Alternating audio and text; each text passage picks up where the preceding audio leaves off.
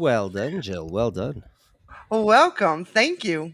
Welcome to Live with Jill and Frank. My name's Jill Petrie. And my name is Frank. And you're Welcome, watching everyone. Live with Jill and Frank. And tonight we are going to be discussing a few different topics. The first one being auras. Auras. That's a good topic. That's excellent. Here, you know what? Because you're selecting them tonight, let me write them as we go because I'll forget them. So we said auras. Auras. And what is the second topic we'll be talking about? And the second topic is going to be discussing mandalas and like Hmm, chanting. okay. Mandalas and chanting. Mandalas and chanting. Yep. Okay. Yeah, you'll have to educate me on the link between the two. The link in my head between the two is one is like seeing like to me when you see the shape different shapes you Hmm. can make it move in your mind, and like I like to chant while I'm viewing them. I like to view it on a computer, like view different Okay. mandalas on the computer. That will be an Am I thinking of interesting the topic. right thing? Well, I'm not sure. Are you talking? Oh, you might be talking about. Okay, mandalas are the Buddhist, like all those circle drawings there, Yeah, right? like They the start from the pretty like center and they go mhm, out there. yeah. The monk Buddhists. Okay, let's talk about it once we get there. Let's list our topics. We can start with that one. We can Okay. start with that one and then go to auras. Yeah, but let's check out what's the other topics we have The third topic I would like to talk about tonight would be in the season. in the season. Basically, what people take all out of Good Friday and Easter Sunday, and what it means spiritually to people. In the season. Okay, that's We wow, got you're some gonna take major us all kinds of topics. you're gonna take us all kinds of places. Okay, in this I'm gonna write in the season and you'll have to lead us into that one. And what is our fourth topic tonight? Oh, I thought you said three. Oh, okay. Oh, I Well, didn't pick four. all I right. picked three. I thought you had said three. That's I'm sorry. okay. It's not a biggie. Do we still have Chat GPT if we need it? Yeah, It's probably sure not do. too far. Guys, that's what we do. All right. So here's the deal. Here's our little secret. In order to get inspiration, because we're coming up dry a lot of times, you guys don't give us topics that many, anyways. Not four per week yet. So please give us topics. Tell us about things. Comment, guys. Leave comments. Like our live, our videos. Like some of our stuff. Like it really helps us with the algorithm. It puts us out there, and Hmm. we're really trying to do this to help Reach you. more people. So, anyways, that being said, okay, so we've been using Chat GPT in this way. We say, hey, give us like 30 subjects on spirituality, on this part of spirituality, whatever, and then it spits a whole bunch of subjects at us, and so we kind of pick some, each our turn Hmm. we'd like to discuss. And so, yeah, that's a little bit what we're doing tonight. Those were the three topics that we ended up with, and I think those are interesting. It'll be fun. Yeah, here we go. And so, where do you want to lead us first? So, auras are interesting to me. Mhm. I'm not an expert in auras. I can read auras, but I don't read auras, um, like instantly, like some people do. Like the more you get practice, the easier it is to read. Mhm. So, I think what I would like to do is kind of take everybody through, a little exercise of how to be able to learn to read auras. A little quick exercise, Okay, or that can be maybe fun. give some quick tips. So, to read auras, what I like to do is, and if what I do doesn't work for you, you may want to, jingle it Do it around until you differently. find your way, and that's cool. As long as you can do it, it doesn't matter how you get there. So, what I like to do is I like to look at the person's nose on the point of their nose, and Okay. then you once you stare at the point of their well, let me say first, you need to have a solid background, either solid black or solid white. I prefer white. Um, whatever again you prefer. You look at the tip of the person's nose, and as you stare at the tip of their nose, you I was looking at your nose and you just messed me up. Oh no. Do you want my nose back? I'm good. Now I'm gonna do mine. As you look at the tip of the person's nose, once you begin to stare, you can see out of your peripheral vision. If you know what that is, sometimes you see these little black shadows or whatever pass you by, or little things from the corner of your eye. That's your peripheral vision. So as you're staring, and you just begin to be aware of the peripheral vision, not directly the nose. Be aware of this. That's where the aura is going to come. And it's just going to appear as you're staring. And auras can change. People do not have the same aura. If you have a certain aura today, you won't have it tomorrow. Or you could, but you may not. So, what do you know about auras, Frank? Have you ever studied anything with auras? Not studied a lot, but I mean it's obviously come up because it's part of spiritual discussion, right? Mm-hmm. Um and like yeah, it's true what you say that it changes, but I think it's not, it's like you say, it's not a daily thing. It's going to depend more on what you're going through in your life at that moment. You know what I mean? Like Mm-hmm. what kind of emotional stuff you're carrying with you, what kind of, and it'll also, like the people that I've met that were able to read aura uh would say, right, like it allows you to read blockages. It allows them to do stuff like that, right? They perceive where things may be going wrong. Now Mm-hmm. I don't perceive auras whatsoever, even when I try. Like, I mean, I get a general outline that's just whitish, and I'm like, okay, whatever. And I don't see colors. I don't see. I'm like, okay. So for that, I've never had. Yeah, I can visualize all kinds of stuff. I can enter entire universes in visualization, but looking at auras, I've never been able to. It may be because you're trying too hard. Like it just It could be. actually just softly comes, and you may not see it as bright, until you practice a while. But you just have to. You may be expecting something that it's not. Maybe that's why you're not noticing it. It's possible. It's quite possible. And I mean, I'm not saying that I couldn't. It's just, again, it's not something I practice, right? So I just go, And then okay. also, people can see auras without seeing the person. Like you can actually read the person's aura in the tone. Well, okay. If you're a little bit more up there, Well, well, yes, I perceive people, Mhm. which is, in some essence, like let's say somebody's very visual, they might, I guess, see, or not visual, but if that's their perception, right, they may perceive auras, and from Right. the auras, they will know things will be indicated about the person. Mhm. Now, I don't perceive auras, but I do get impressions from people. I get feelings. I get, right, like I get a little more like uh, more of an intuitive version of what that person is than what they Mhm. present to me. Uh, Have you ever tried to put that with the aura? Like there's different meanings of auras. They mean different things. I don't know offhand exactly what all of them mean because I'm mhm. not an expert in it.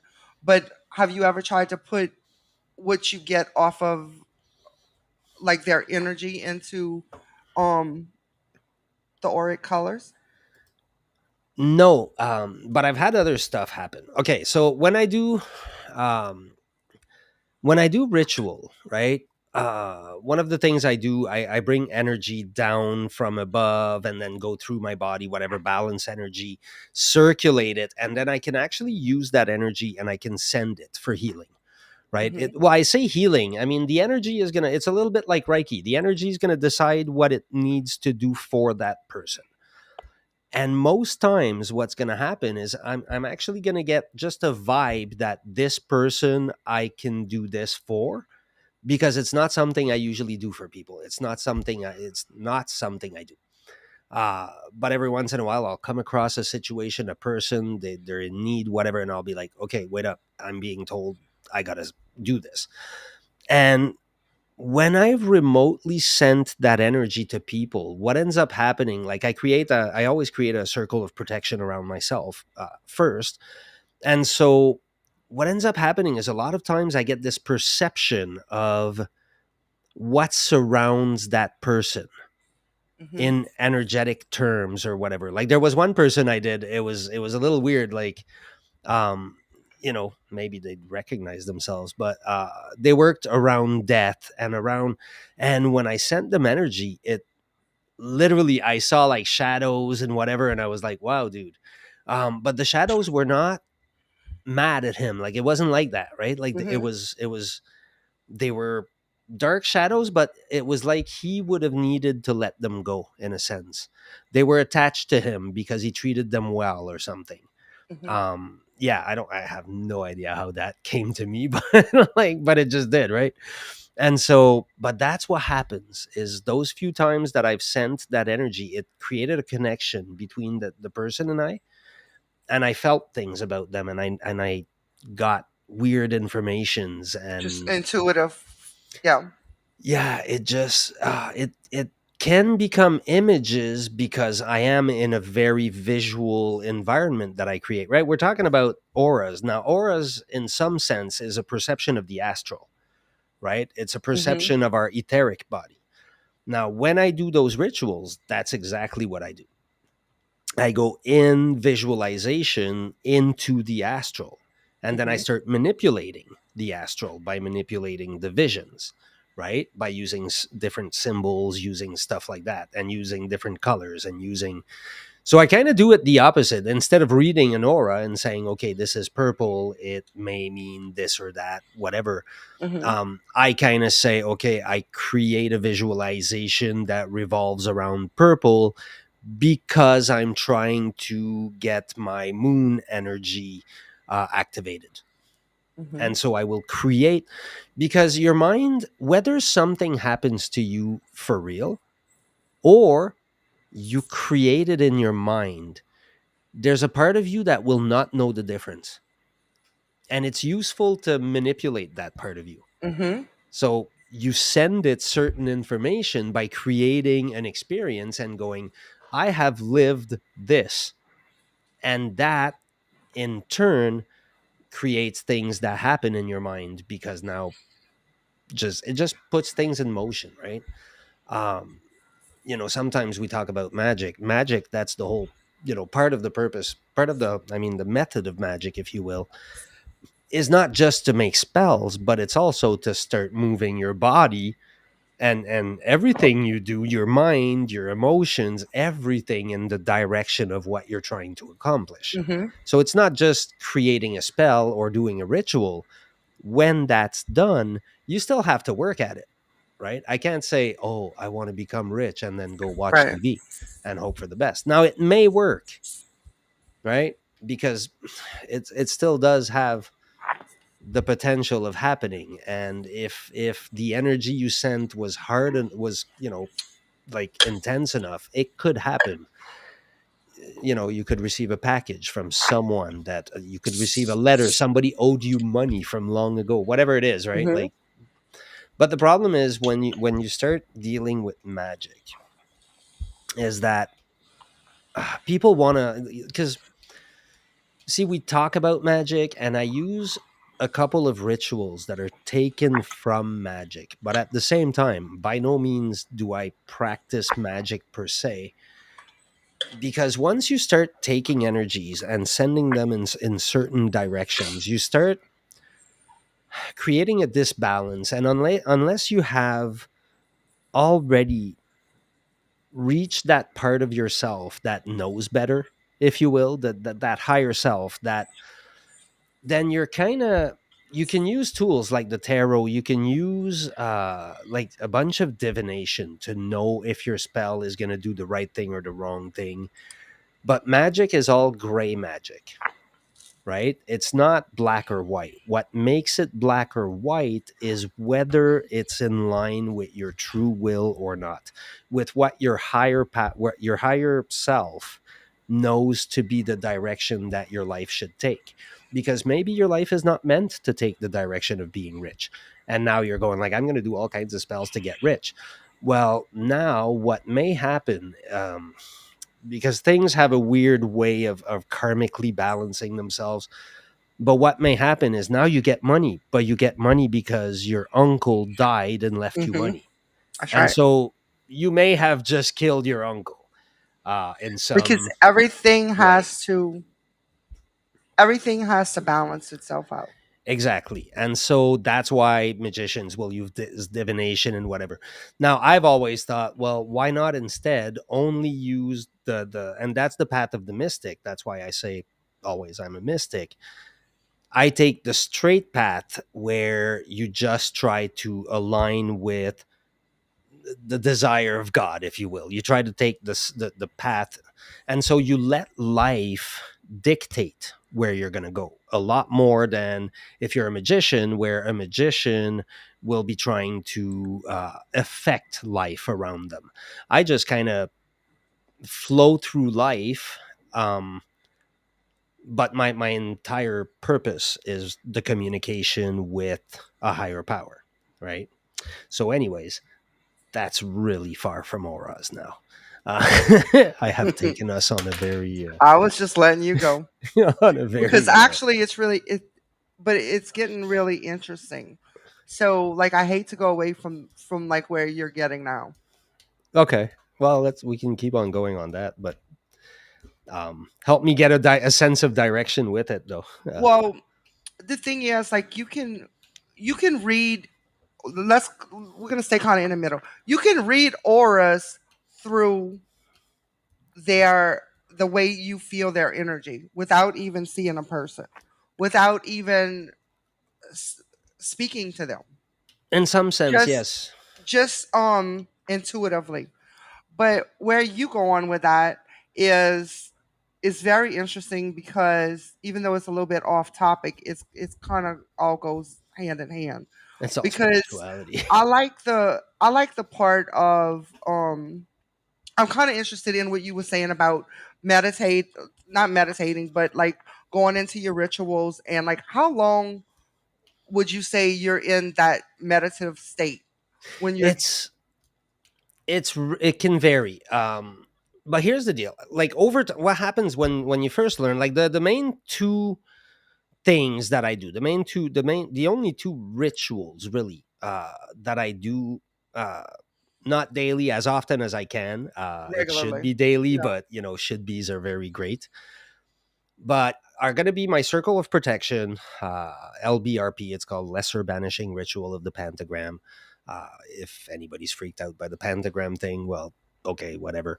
Uh, Let's let's quickly go on. say what the Let's delve pen. on the pentagram. Yeah, It only represents the four energies, and then on top of it, the only energy of like spirit. it represents important things, but it's not demonic or No, it is not. evil Um, things. it is not. And even in its reversed position, what makes anything demonic is that it is based on man, not some demon. Man is the demon. Whatever. Anyways, let's not go there. But it's the ego that's at the center of that all that story and all that crap.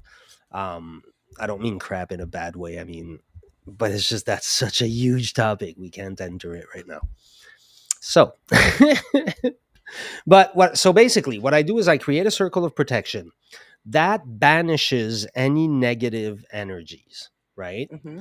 Then I go and I do the middle pillar ritual, it's called, and in that middle pillar I use they're different centers than chakras, but they're very similar in essence. They're energetic centers, and so I take energy from I bring myself in the center of my universe. So I expand. Okay, let's describe the ritual properly. All right. So the LBRP. What I first do is I visualize myself from wherever I am becoming bigger and bigger and bigger and bigger until I reach like I become bigger than the planet, bigger than the solar system, bigger than the Hmm. galaxy, and then I'm in the middle of my universe. As I do this, appears a very bright as one can imagine, light above my head. Actually, no, we're still doing the LBRP. Sorry, the LBRP. What happens is I do this, then I bring the light to my forehead. I'm basically doing, oddly enough, I'm doing a part of the Lord's Prayer. Um, And so I'm doing the sign of the cross, literally. But I'm saying Ata, Malkut, Vigebura, Vigedula. Uh, is that part the power and the glory? How does it go in English? Does it matter if you say English or whatever that language Well, was? that's in Hebrew. That's in Hebrew. Well, yes and no. There's a version in English, but what happens when you're doing that, the actual ritual, is you're actually vibrating those names. And those are all names of God as well. Hmm. They're all used in Hebrew in the Bible. It gets complicated, like the whole, taking it apart. But so So is basically, the when you say Ata, what you're doing is you're actually imagining a ball of light creating at your forehead. Then you're drawing the light down to your feet and out your feet to the ends of the universe. And then you go Malkut. Now, what you would do is you would go Malkut.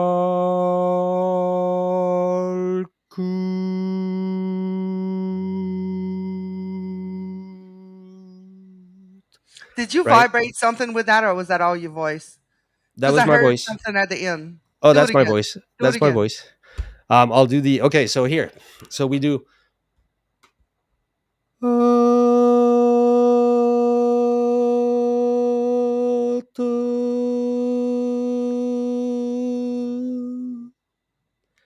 And then you do a shaft of light, and at your feet, and it comes out.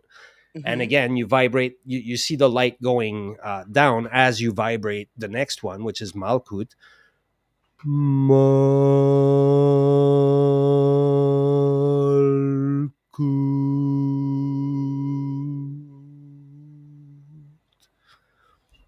And so, anyways, but what you're trying to accomplish too, and this is the part that you won't see a whole lot do or whatever, but I learned to do it. Like, it took me a long time. You learn to find the vibration that will vibrate that point in your body. And that's hard. Hmm. At first, it just all vibrates and whatever. You get better at doing anything, right? So you get better at doing this. So, anyways, you create that cross. So now it's coming out of four sides of you, and then you go Liolam Amen. So again, you're just bringing down the light, but to your heart center where everything crosses, and you imagine a ball of light forming there. Is this a form of yoga? Um, it could be. Some call it the yoga. Some call magic the yoga of the east, of the west. Okay. Sorry. So here's the Um, thing. I'm very interested now. I might want to just stay on this topic because for all the time I've been knowing you, I never got it the way you just quite explained it. okay. But you're basically doing the same thing that we do, except you're taking it a step higher. Like I actually think that it would benefit us from doing it your way because what we do is we just basically go into meditation and we'll imagine like well, we do two different things. It depends on if we're grounding or if we're opening up. If Hmm. we're grounding, we'll imagine um like a root growing, like a cord growing out from our sacral chakra Hmm. and going into the earth and tangling into the earth, and the light from the earth coming up, and that cord grounds us to earth. But then after, we will, open up our chakras, watch each chakra spin all the way to the top, and get the light from above to shine down on us, and to open up, like you were saying, you blow yourself up. That's where you struck a nerve with me, where it kind of hit me with kind of what we do. We would blow the white light up and push the white light out of our bodies and blow it really big. It could expand into our yard. It could expand into our town. Like however much we want to protect, we would Hmm. have that white light as a bubble come around us and protect us. Yes, And you. yeah, so it's very similar to what you're doing. But when you add on the hum and all of that stuff, that makes it to me a little step higher, where probably a lot of my students would get better connections. It activates a lot of, well, it would modify the connection. It may sever some of the connection actually. When I see, we've talked a few times when I was younger, we had weird experiences with friends where we, dealt with. I don't know what we dealt with. I don't even know. But we tried to do seances and do weird crap, and we had weird results, definitely. Mhm. Yeah. But when I started practicing magic and doing the banishing ritual, those things didn't amplify, they banished, because I was banishing anything negative from my life. And I guess the ones I had, um, Tracy's saying something interesting. She says every Every nerve nerve center in center your in your body. body, that's what it activates, That's yes. exactly it. Yes. Well, but also it's more than that, because it also activates energetical ones. And it doesn't matter which system we use, right? That's the whole point that people often miss. It doesn't matter if you use chakras, doesn't matter if you use see, I use the method I use is Kabbalistic, so it's based on the tree of life, so they're the centers of the tree of life. And there's even, anyways, there's many versions, whatever.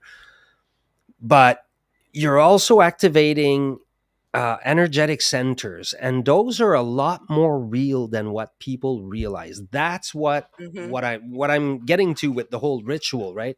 Because at the end of that ritual, I have also a bubble around me. It has 4 pentagrams at each side. I have now also invoked four uh, fairly big, anyways, the way they appear to me, archangels that are the four elements that are at each at east, west, south, and north. Mhm. And they have, if I wanted to do magic and whatever, then I could go down to getting the archangels to actually call on the angels, who would then call on either the sylphs or the, like, whichever element I want to control. And that's the people that do actual magic, that's how they will do. Now the first four things you would do, the first levels you would do, is learning to work with the elements. And it's done through a lot of cool experimentation too. It's done through Mhm. through, you kind of go, let's say you're experimenting with water, with the element of water. Well, you would take a bath and feel the water on you, but you would take a bath every day for an hour and immerse yourself in the water and think about what are the qualities of water and what does the element of water represent. It represent our deeper emotional state. It represent, because our emotions, they can also be fire and, like, but it's our deeper emotion, our deeper connection, and it's that motherly uh energy, right? And all that is tied to water. Now there's also a motherly energy tied to earth, but it's a Mhm. different one, right? It's the earth energy, and it's like you were saying, the grounding, right? Like you do that exercise where you ground yourself and you Mhm. become part of earth. And every day you go, you sit, if you can, naked, like in the earth, on the sand, whatever you have. Yeah, you go do that today outside at your house. Well, yeah, I don't do it naked, but I do go to the forest every chance I get, right? But I'm also a Taurus, I'm an earth sign, so I have a connection to earth. Like I ground. I used to wonder. I'd hear empaths like, "Oh, you need to ground, whatever," and I'd be like, "Why are they all so, like, freaking out over this grounding business?" And then I realized a lot of them are like, they're in the air element. They're totally energetically, like, activated and whatever, and so they need to be grounded. And I'm so grounded that I tend to ground others. Right? Mhm. Like, when people come to me, they'll be like, "Oh, okay, I feel better now," and I'm like, "I don't know." But it's because I kind of bring them down and bring them back to earth. And I say, no, no, on a practical level, here's what we could look at, right? Like, you know me, you deal with me Mhm. every day, right? Um, so yeah, so those elements, like dealing with the element air, right, which is the intellect, it's the more it's an active element, it's a very active element. And then the relationship between both, right? And here's something I was thinking about the other day. It's an allegory, if you will, but I was so happy I thought about it. I always talk about the polarity of everything, and how we need to reach the center, not the ends. And all of a sudden I said, wait a minute, where do we live? We have like an infinite amount of space above us, an infinite amount of air, right? Now, at some point, it becomes not scientific air, but it's void, right? And then right under us, we have Earth, solid core, whatever Earth that we'd have to dig down. Now, we don't live in Earth. We don't live in air. We live on Earth and in air. We're at the exact meeting point of both, right? And I think that's where we're at with everything. We're always at the meeting point of everything because we're humans. We were made that way. We're the only ones who can perceive both. Now, see, this is where they say, like, we ate of the tree of the knowledge of good and evil. That's Hmm. what I think it means. It means we discovered, hey, this is good. Hey, this is bad. Nothing is good or bad. It just is, right? Now, the Buddhists kind of have that one figured out pretty well. The whole it just is. They cultivate that a lot. Like looking at things for, like if I say I have a bottle, is it beautiful or is it ugly? Why does it have to be either? It's a bottle. It's purple. It holds water. That's it, right? Now, Hmm. for as long as I'm attached to making things good or bad, it creates emotional reactions inside me. I become the victim of those things. And that's Buddhism. That's total Buddhism right there. It's attempting to separate yourself from the attachment to those things. It's so strong. Like I've always liked their flavor. Now I'm an omnist, so every religion counts for me. Every bit of spirituality that anybody brings to me is just a big part of the puzzle.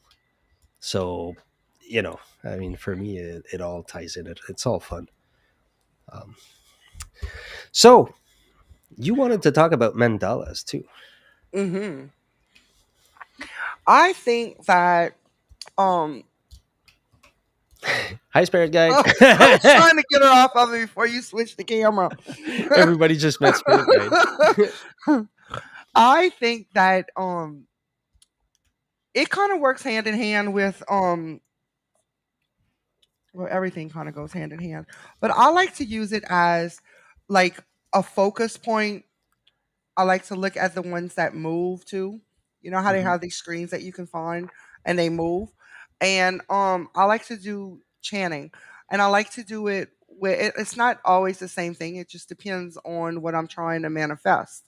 Okay. Um and I just like to get in focus with that. So, how do you? Okay, so the mandala we're talking about, that circle. Do you draw it? Do you, like? How do you use the mandala? Do you? Well, because you said you use the ones on the computer that I like move. to use, yeah, no, not only on the computer, like pictures too. But I Okay. like to use the computer ones that change. So you like it as a okay, so you just use it as a focus point for Hmm. meditation. Yeah. Okay, that works. Not always, but often. Have you ever tried doing it Because it and kind of it almost like it hypnotizes you. Like it kind of like once you get Mhm. into it, it's like you kind of stuck and Yeah, yeah, so you get yeah. into it for sure. And For the sure. time flies by, you don't even notice the time flying by. Have you ever tried doing it with your eyes like half open? Yeah, we do that when we do automatic writing. Okay, because I went once to a Buddhist temple where they did that. They said, "Okay, do it, meditate, but keep your eyes half open so you can see, but you're not as involved with it." It was interesting. I tried a few times after and whatever. Like it was an interesting way to do it. I sometimes still even now do it. Yeah. Um, because it allows you to focus on something, but not really focus on it. It what it does, I think, is takes your mind off of, you know how like when you start to meditate, you'll have like a itch here or oh something Hmm. here, like or something pops into your mind and you gotta think about it. Helps you to bring your focus, to keep your focus and not concentrate on other things that may come up around you. Hmm. Because I mean, let's just say, no matter what, you're not gonna find a perfectly quiet place like every time you want to meditate. You have to learn to find something to deal with the if the neighbors cuts the grass or whatever happens. Yeah. So, you know, try it. This may be something for those of you out there that have trouble meditating. Try it and see if it helps you. It helps Hmm. me. It takes time too to get there. Like people are Hmm. so in a hurry to get there, and it's like not If you always, just right? do Like it two just. or 3 minutes a day to start and then move up a little bit at a time, Mhm. that's all you need to do. And it's the pressure that people put in emptying the mind. No, like that's why the half open works a bit, because there's something there keeping the attention, but it's Hmm. not busying the mind. And when the thoughts come, people think they have to empty their mind. No, let the thoughts come. If you're thinking about dishes, whatever, you know what I mean, go like, oh my god, did I do the dishes tonight? Or, I should do the dishes tonight, whatever it is, right? And then go, okay, we'll deal with that later. Right now we're meditating, and go back to meditate, and something else will come back right away. Of course, you're not, you don't start a pro at anything. You become a pro at things, and you have to fall on your face a million times Hmm. before you become a pro. So you just kind of let the thoughts come and go, oh, thanks for coming, but no thanks. Thanks for coming, but no thanks. And at some point, well, for me anyways, what that did is at some point it was like, thanks for coming, okay. It's almost like a break for And then it yourself, didn't like come. a extra little gift to yourself, just to have a few moments a day to sit down and take some deep breaths and let go of all the negativity that has been building up over the Mhm. day or whatever. Just it's just remind yourself to give yourself a few minutes Well, here and that's there. at first, but also meditation does have, like I said, right? Like what ends up, if you, it took me years to get there, but when I finally managed to meditate like over 6 months in a row every day, that changed my life, because you kind of, it becomes easy, right? Like I say, you let the thoughts come and you thank them and whatever. But what starts happening is that, okay, the thoughts are coming, and like I say, right, you're going like, let's do the dishes. Oh no, thanks for coming, please, we're meditating. And all of a sudden it's silent, and then you go, holy crap, I'm not thinking about anything. Oh shit, now I'm thinking. Oh, and you're like, you're right back to thinking, right? But the day that happens, you're like, whoa, something happened, right? And then it happens again. But it doesn't happen right away sometimes. It can take a few days or whatever, because now you're like focused on it. So you're trying to make it happen and it's not happening. But as you but it's because you're steadying your thoughts.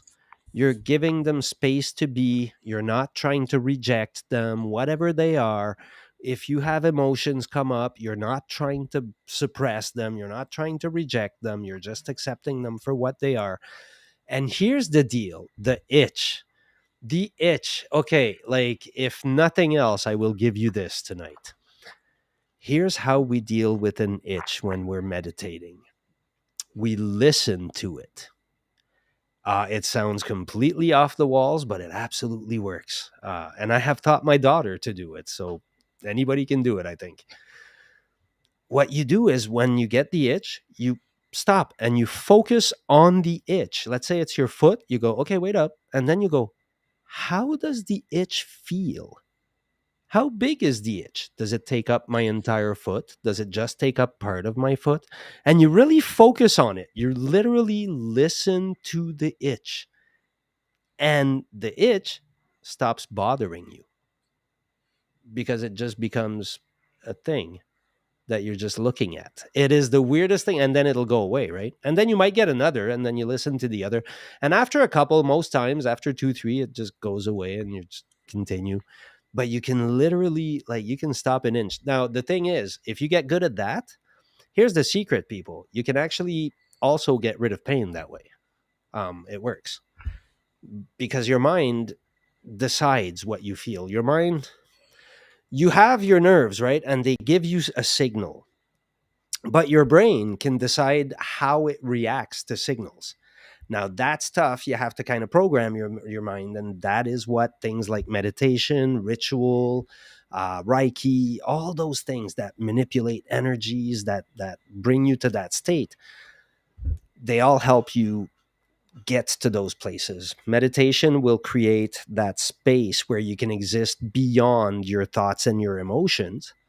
And that's big. That's a huge one. When you reach that spot, one, you can start listening to your intuition so much better.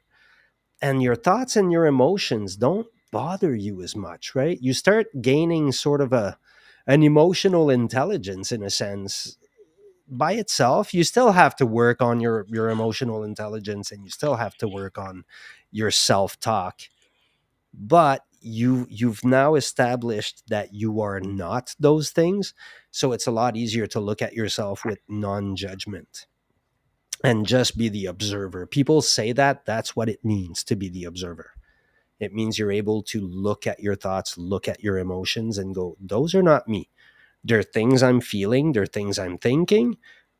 Do I accept those, or do I want to modify them? And oftentimes you find out, because the question to ask is not, are things good or bad? The question to ask is this serving me? Right? I'm going to plug my whole spiel here. That's what the boundless mind is all about. When I say the boundless mind, that's what I think in my head. It's our beliefs, our thoughts, our like everything we bring with us from our past, everything we live, it's all building blocks. You can all unlearn it. You can all even everything you have automatic, you can learn to not have it so automatic if you identify it and you look at where it came from and you just explore it. It takes time, it takes effort, but it's time and effort well spent. When comes the day that you feel a whole bunch better about yourself and that you can go through life feeling like, hey, I am master of the universe in a way, well, then you know that all those hours you spent, like the time you spent in sitting meditation, the time you spent reading about things, but hey, reading about things without doing is not going to take you that far. There's a point where you got to sit and meditate. You got to do the ritual. You got to do the thing that the book was talking about. You got to do that thing. And most of them, they all work. They're all good techniques. It doesn't matter. Like, do you want to work with the chakras? Does that appeal to you? Work with the chakras. It will work. Does Reiki appeal to you? Go take the course. Go do Reiki. Does anything reflexology, Qigong? I say that wrong. Um, like there's a whole bunch of different modalities. And as long as you're actually exploring yourself and your relationship with the world, well, then you're at the right place, because that's all it matters. Because once you start doing this, then you start finding your true place in the universe. You start finding your true self. You start knowing where you're going, and that brings in certainty, and that's a big thing. I think most of us could use a little certainty in our lives, right? I could certainly before. Even now, sometimes I have to borrow some, but for the most part, I think I'm doing okay with that. Anyways, so now I'm really curious about our other topic that you brought up, because that one I'm not sure what we're talking about in the season. Okay. I said in the season because I didn't want to make you mad. Okay. Because I wanted to talk about in the season, like tomorrow's Good Friday. Oh, you want to talk about Um, Easter? yeah. Oh yeah. Okay. Sunday's Easter. Cool. And there's a lot of people that are doing some celebrating. So For sure. if someone here has special plans, please let us know in the comments. We like to hear from you.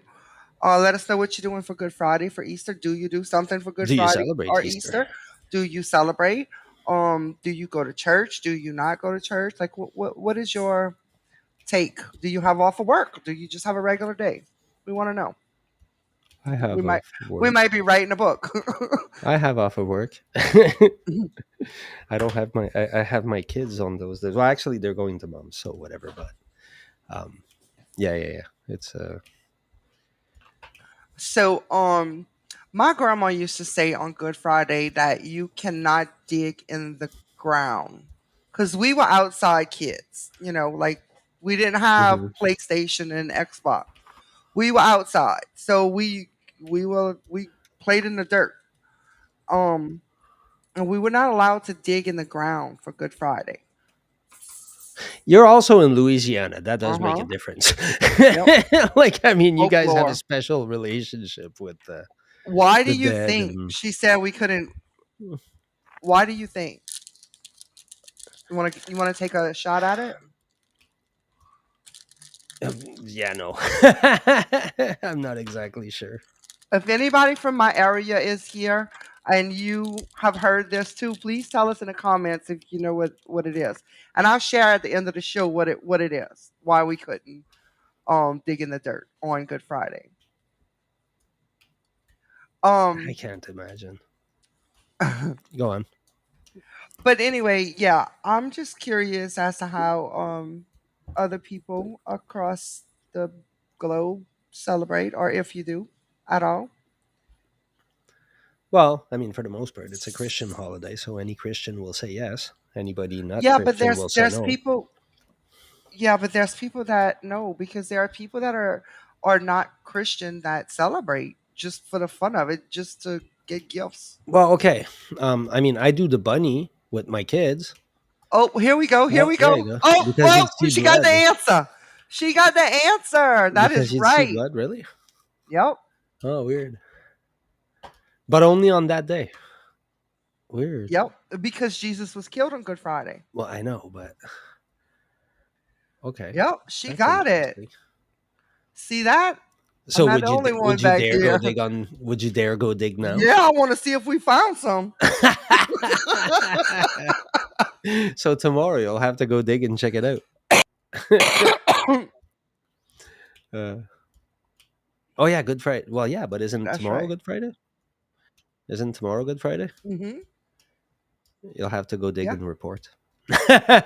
I can't because I'm not. Well, I mean, So, I guess I can, but I'm in Canada. I probably can't dig how that many easily. how many people in here don't eat meat on Good Friday? That's a common Is thing that in a my thing? area. Very common. Really? Yeah. My mom would get mad at me because when Rusty and I got married, we started having a barbecue every year for Good Friday, and There you go. Shelly Shelly doesn't eat meat. doesn't. So we started Oh having wow. a barbecue every year for Good Friday, and my mom was like, "I can't believe you making fun of God. You having a barbecue, y'all eating meat. What's wrong with y'all?" And I'll be like, "Well, I can't believe y'all balling crawfish and y'all having a party and y'all drinking beer and listening to music. Jesus died on the cross. What's wrong with y'all?" And Now then is that she'd be a like, "Oh yeah, I didn't think about it that way." but is that a Catholic thing? Is that a Yeah, Christian thing? it's a Catholic thing, but my mom's Catholic or not a Christian? practicing Catholic. I'm not sure about Christian. I get confused between the two sometimes. Like which applies what? Um Shelly says she doesn't eat meat on Good Friday or Ash or Wednesday. Ash, yeah. So, Shelly, do you eat meat on like Catholics? I know you don't follow the Catholic religion to a T, but the Catholics don't eat meat on any Friday during Lent. On any what? Any Friday during Lent, What is Lent? the Lenten season. I don't know what that is. Okay, so you know how we just had Mardi Gras, right? Okay, yeah. Okay, most don't eat on any Friday. She says so. Mardi Gras is the beginning of Lent. Okay. It's called Fat Tuesday. Um, the day after Mardi Gras is Ash Wednesday. That's the day where the Catholics go to church and they get ashes, the cross ashes. Oh yeah, I okay. almost I almost stuck remember my that. finger. I was eating some blue. I Yeah, I almost was stuck gonna my say your finger. tongue is blue. Almost stuck my finger in my mouth, and that's what I was eating. I almost stuck my finger in my mouth and got some ashes and put them. to come and tell you, Frank, I went to church and got the ashes. But but I figured you would know what I was I talking would have about. laughed if you just didn't Anyway, move right now. That would have been funny. And do the holy anyway, thing. anyway, they also go get Palm Sunday, Yes, that where I they remember. say that like during a hurricane, if you go get the holy palms from the church, you Hmm. burn them and it'll keep you safe or something like that. Oh, I had gotten the holy palms from church when I was a kid because there was a. It's funny because I was like hardcore going to church every Sunday when I was about 9-ish years old or something like that. Um, I was walking like a couple of kilometers to go to church, and I was very dedicated for some reason. But then it was weird because I would try to go have serious discussions with the priest, and he would kind of look at me like a 9-year old and be like, "What the hell?" Hmm. But I had some serious questions, and he never satisfied my curiosity, so I had to figure it out myself. But um, yeah, because I mean, I have my own when it comes to all religions. I believe in all of them. Like I'm an omnist, so for me, I Yeah. travel the every religion, and that's about it, right? But seeing that now, it makes that any religion that assigns one person as uh, being godlike, well, no, that part I gotta go. Well, okay, no, they were just as godlike as every other prophet. That's my problem. That's where I kind of disconnect from some. But at the same time, the teachings are all very good as far as I'm concerned. Even the weirdest religions, like I've gone to see some weird little stuff that was Hmm. interesting over time. She says put them in the shape of a cross in an ashtray and burn it, and it will protect you through the storm. Hmm. Yeah, I can remember going get palms at church when I was little. Yeah, I got those too. I remember that. I got ashes too. They're kind of dry and they're long and like yeah, it was cool. And it's because there's a story, right? The whole thing, and he crosses with Hmm. the not the donkey, but the is that it? Donkey? No. What about a donkey? I'm thinking of Shrek. Well, yeah, but that's a noun. Yeah, yeah, it is a donkey. Oh, it just sounds weird for me in English. I'm used to everything I learned about Christianity when I was a kid was all in French, right? French. And so some stuff I kind of go, I don't know. But yeah, so he crossed the whole town, and they were putting the those things you just said, les rameaux, Uh the huh. dried things. They were putting those on the ground as he was walking. Uh, so that was they celebrated him coming in. Is all I remember. I'm not a very I'm not very good on my Catholic reading. I'm not up to date. Let's say. Well, I'm probably up to date because it's 2,000 years old, but um, unless they've updated in any time lately. Okay, let's see. Okay, so we didn't have a fourth one, right? No, we can pick one. Or if you have any more about any of what we talked about, if there's anything you want to kind of touch more on, or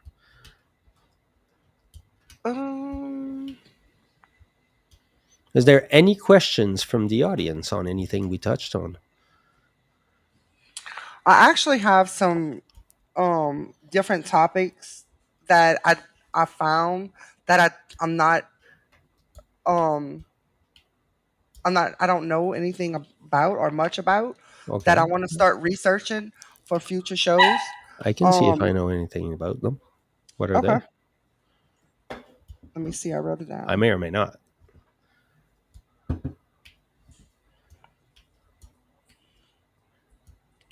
Um, Zen Buddhism. Egyptian mysteries and mythology, Wow. That's okay. Yes, that's huge. stigmata, I the wouldn't be good for appearance that one. Appearance? of unexplained wounds and markings on an individual's bodies that resemble the crucifixion injuries of Christ. often considered a manifestation of intense spiritual devotion or suffering. Yes, I've heard of that, but I know nothing about it. Yeah, me either. I've Um, heard of it. yeah. And also something else I think that I would like to learn about and talk about later. Astral traveling and lucid dreaming. Okay. Yeah. Have you ever experienced any of that? Have you ever worked with any of that? Yes. Well, because when I do ritual, astral travel is what is being done because you end up in the center of the universe working with a whole bunch of astral matter. Mhm. Because that's what, see, ultimately, when you're doing visualizations, that's what you're doing. There's a layer of existence that exists that is, um, we have our physical matter, right? Which is, that's the lowest form of vibration that there is. Now, when I say lowest form, it's not a matter of being good, better, and better, right? It's a matter of just, it's the densest form of energy that exists, uh, Mhm. which is why it's tangible. It's, you can touch it, you can smell it, what, all that. Then beyond that, you have the astral. You have, well, you have the etheric and then the astral, but we'll kind of skip a little bit and we'll mix the two to keep it simpler. Uh, but when you're working in that, you're working in the etheric somewhat, because what you're using, the visualizations you're creating in the etheric, but you're accessing the astral. The astral is sort of the power that's, it's the finer energy that is contained in the denser energy that is the etheric. So the visualizations you get, that's a finer energy than our physical energy, and you can manipulate it more because it's not dense, right? So you can give it form, you can give it shapes, you can give it, like, I mean, it's easy, it's not easy in real life to have an archangel appear in front of you, right? Mhm. In the astral you can have that happen. Now the thing is, whether it's a projection that we do from our own mind, whether it's something that exists on its own, um I believe a bit of both in a sense, and I believe it doesn't really matter. But what you're doing is creating a world from which your subconscious or your higher self can communicate with you freely because you've given it images to work with. Your subconscious usually uses your dreams to communicate with you because your dreams can have that manipulation happen. They can create weird images where you're jumping off of hills and flying and doing all that stuff, right? And it uses that to try to communicate with us, to try to exchange with our conscious part. What a magician does, or what anybody does sometimes without knowing it, when we go and visualize things, is we're accessing parts of our subconscious through giving it form, right? So we create a form, and then through that form, the subconscious goes, "Oh, yeah, I'm going to use that to talk to you." And now you can start having those beings, if you will, start talking to you and give you information that you did not previously have. Is it because they know that and you don't? Or is it because there's that part of you that knows because that part of you is connected to everything else? Does it matter? None of it can be proved, but at the same time, does it matter? Once you experience it, now it's undeniable, and who cares how it came, right? Um, but there's, you create that, and now you're manipulating that world, and that world is, and then the next thing that happens, the astral itself, um, that does not have as dense a form again, so it doesn't create images the same way, and that's where your higher self is actually residing. And that doesn't have a form. You can give it a form, but it doesn't have one. It's more of an energy. It's more of a, it's a vaguer form. um, at least from what I've seen, experienced, whatever. But I mean, I don't know. I can stand to be corrected on any of that stuff, but that's Are you what I've familiar with experienced. holotropic breathwork? No, what is holotropic? Now you've got me curious. It's a therapeutic breathing technique.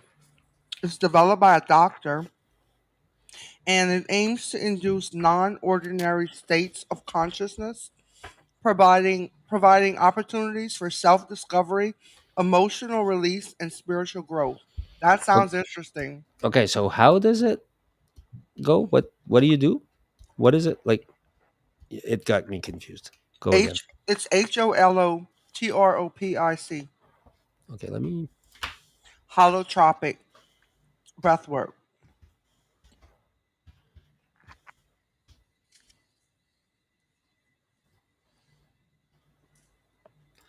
I don't know anything about it, but I don't either, but I found it on GPT chat, and it becoming looks just really popular. interesting. Uh, was developed in the 70s, so it's not new. It's just becoming popular. No, I didn't say it was Uh, new. I said it was developed by a doctor. I don't think I said it was new. no, I'm not saying you did. I'm just saying. Okay, wait a minute. Oh, okay. Yeah, yeah, yeah. I remember hearing about that a bit. Yeah, yeah. It was Graf Maslow. Oh, yeah. Okay. Yeah, I sort of remember seeing this before. It's because it's a way to use breath work to induce. Well, back then, those guys were guys that worked with LSD. And so, what they were trying to develop was a method of breathing that could induce the same type of experience as LSD. Now, I don't know in the end because I've heard people also comparing using. I don't know if it's the same breath work they use, but using breath work to also induce DMT like states. Both are possible. Now, another way, somebody that I watch sometimes. Uh, I mean, if anybody doesn't watch him, like Aubrey Marcus, that guy is super awesome. His Hmm. podcast, like, amazing. Now, he did something, and that is like such an insane experience, and not everybody is is ready or willing to do that. But you basically go in an absolute darkness, and he was there for 6 days, and Hmm. it's absolute darkness. There can't even be a pinprick of light, and he says that eventually what starts happening is your body releases you start entering a DMT like experience, and you get visuals, and you get, because your mind is now, that's all you have is your mind now. And Hmm. so you start getting hallucinations, you start getting all kinds. I didn't watch the whole episode where he talks about it. I just saw like a little excerpt, and I was like, holy That crap, seems that is one interesting. insane thing. That is one cool thing. But yeah, staying alone with your thoughts with zero vision, zero nothing, yeah, you're going to have to face yourself if you do that. It's not a comfortable thing Yeah, for anybody. definitely. But that guy does a lot of uncomfortable things, like for the sake of discovering himself. It's insane.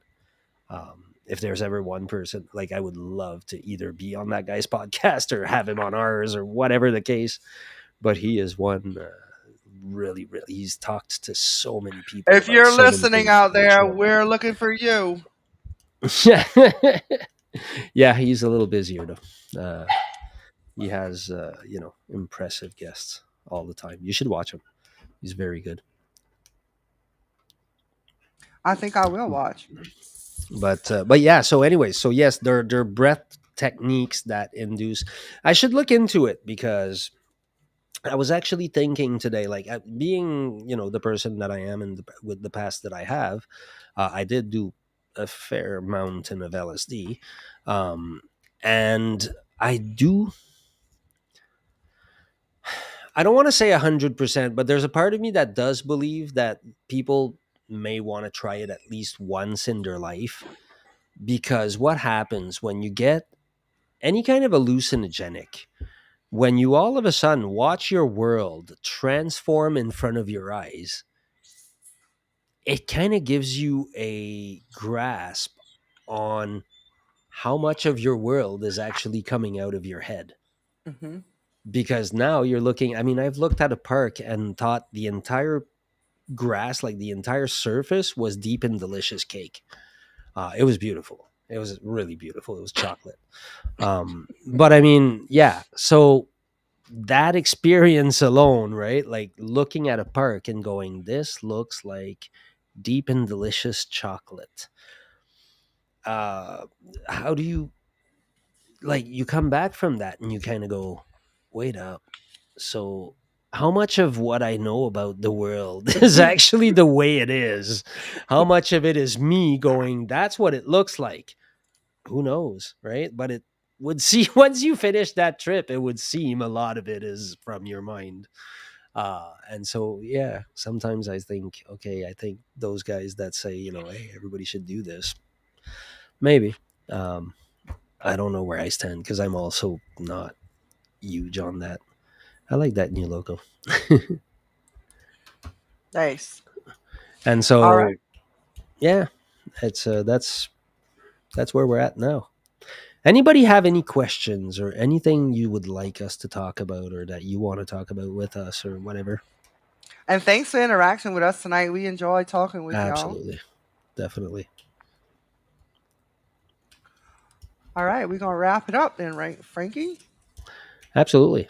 Absolutely. We will be back live on Tuesday night at 7 Central, 8 Eastern time. Exactly. So if you're free, we hope to see you there. Yeah, that would be awesome. Please join us. If not, you can always catch the replay on either Jill's. What is your YouTube, Jill? Inspired Spirit. Inspired Spirits, which you may already be on. Spirit. Boundless Mind, Spirit. No. Okay, no S. You Perfect. imagine when I have to say my email address saying inspired spirit, no S at whatever. And they look at me and they're like, spirit, no yeah, no S after. You know what? I have the same. My name Because is. it's hard to hear if I'm saying plural or not. It's the same thing. My name is Paradis, right? Which, if you spell the word paradise and then you remove the E at the very end, you get my name. But anytime I say this to people, they're like, huh? And I'm like, just start writing paradise. I'll tell you when to stop. And they're like, and I'm like, oh, all right, Paradis. No E. That's all. But yeah, it's kind of funny. But All right, yeah, so we're starting off, guys, and we thank you for joining us, and we will see you next week. Have a safe and happy weekend. thanks for joining us. Lots of love. Take care.